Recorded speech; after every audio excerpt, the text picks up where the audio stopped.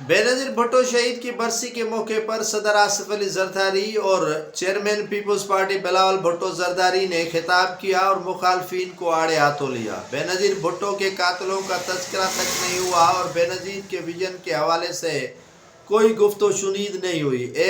ایسا لگ رہا تھا کہ پیپلز پارٹی کا اجتماع تھا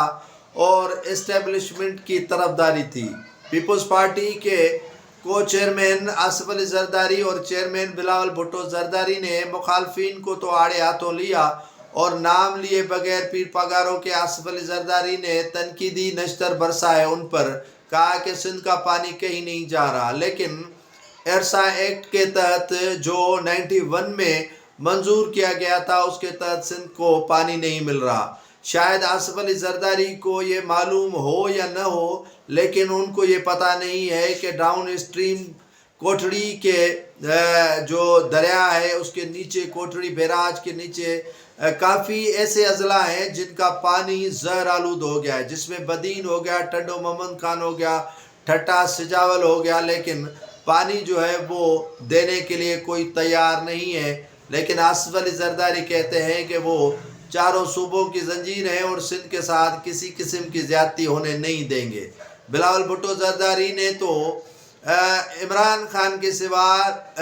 کچھ بھی نہیں کہا اور ان پر ہدف تنقید کی اور ہدف تنقید بنایا بانی پی ٹی آئی کو، لیکن اپنے اغراض و مقاصد نہیں بیان کیے کہ پیپلز پارٹی آنے والے دنوں میں جو سندھ کے ساتھ، بلوچستان کے ساتھ زیادتی ہو رہی ہے، یا خیبر پختونخوا کے شمالی علاقہ جات پارا چنار میں لوگوں کے ساتھ ظلم و بربریت ہو رہی ہے، ان پر کوئی تذکرہ نہیں کیا، کیونکہ پارا چنار سے اگلی مرتبہ پاکستان پیپلز پارٹی نے 2018 میں جو ساجد توری تھے ایم این اے، ان کی نشست جیتی تھی اور انہی پیپلز پارٹی کی نااہلی کی وجہ سے اس مرتبہ پی ٹی آئی کے اور ایم ڈبلیو ایم کے حمایت یافتہ امیدوار ایم این اے کی نشست ساجد توری سے جیت گئے تھے، لیکن پاکستان پیپلز پارٹی نے ایک الفاظ بھی پارا چنار کے متعلق نہیں بولا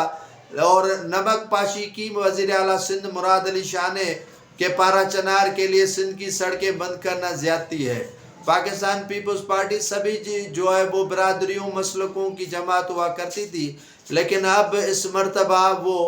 زیادہ تر اسٹیبلشمنٹ کی جماعت نظر آئی، عوامی جماعت کم نظر آئی۔ سندھ میں امن و امان کی صورتحال تمام انتہائی خراب ہوتی نظر آ رہی ہے، لیکن حکمرانوں نے اس بینظیر بھٹو شہید کی برسی پر ایک الفاظ بھی نہیں بولا کہ سندھ میں امن و امان کی صورتحال بہتر کی جائے گی۔ مخالفین کو تو آڑے ہاتھوں لیتے ہیں، لیکن اپنا قبلہ درست کرنے کے لیے موجودہ حکمران تیار نہیں ہے۔ بینظیر بھٹو کے قاتلوں کے حوالے سے اور کارکنوں کو آگے لے کر چلنے کے حوالے سے کوئی راستہ اور کوئی جو ہے روڈ میپ نہیں بتایا گیا۔